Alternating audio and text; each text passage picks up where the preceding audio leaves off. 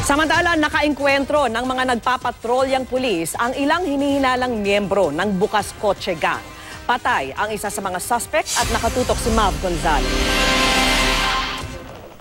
Patay ang isang hinihinalang miyembro ng Bukas Kotse Gang sa Malate, Maynila nang masukol ng pulisya kaninang madaling araw.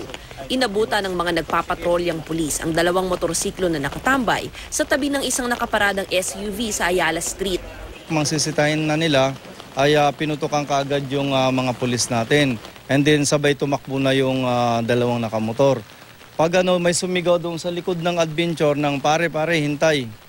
Mayroon pa palang naiwan na kasama nila doon sa likod ng adventure. Yun yung nabaril ng mga tropa.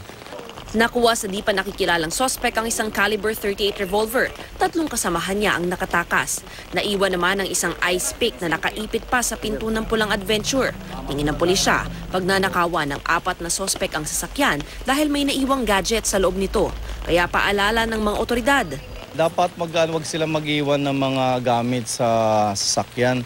Kasi yun talaga yung nag-i-induce doon sa mga magnanakaw.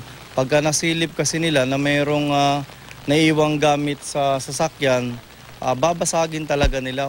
Mav Gonzalez, nakatutok, 24 oras.